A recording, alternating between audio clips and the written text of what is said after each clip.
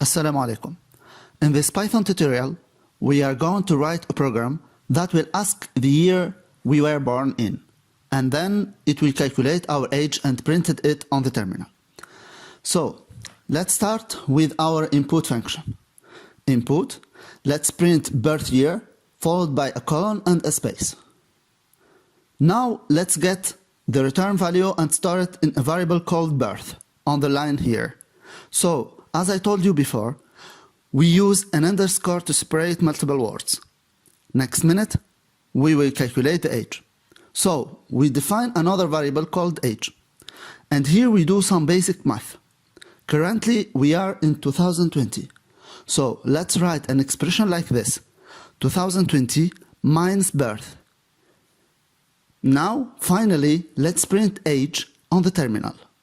Let's run our program and see what happens. So, my birth year is 1987. Enter. Whoops, we got an error. What is going on here? So, whenever you see this red message, that means there is something wrong in your program. With information here, we can find exactly where the error occurred. So, next to the file, you can see the file that generates this error. In this case, that is app.py. So currently our program has only a single file, but really complex programs often have hundreds or even thousands of files.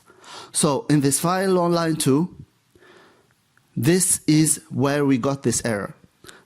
And right below that, you can see the piece of code that generated this error. So that is where we are calculating the age. And right below that, you can see that the type of the error in this case. We have a type error, and here is the message. Unsupported operand types for subtraction. Int and str, so it is short for integer, and that represents a whole number. This is int. And str is short for string. So here we was subtracting a string from an integer, and Python does not know what to do with that. Let me explain. So I want to close the terminal window. So after the first line is executed, that we have this birth variable set to a string. So whenever we type in the terminal, is always treated as a string, even if I type a number. In other words, let me run this program. This birth variable will be set to a string with 4 characters, 1987. This string is different from the actual number 1987. 1 is an integer. The other is a string. Right. So back to the line to where we got an error. This error occurred at a runtime, which means when we run our program, this expression on the right side of the assignment operator is going to look like this 2019 minus string 1987. Python does not know how to interpret or how to evaluate this expression.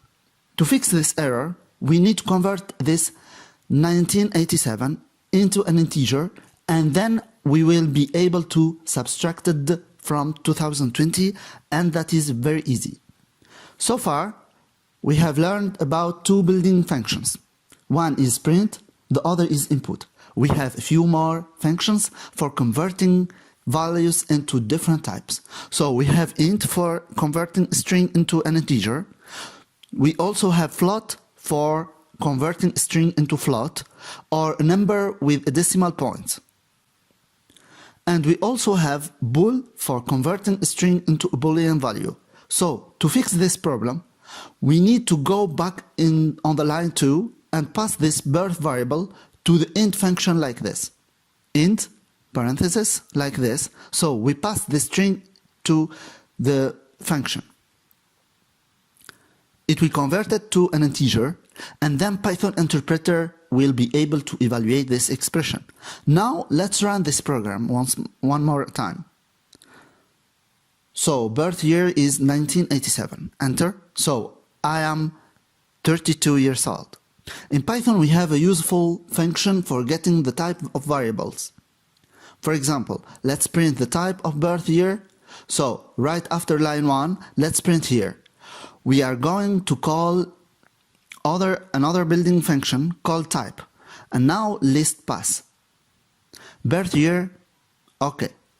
Now similarly, after line 3, let's also print the type of age.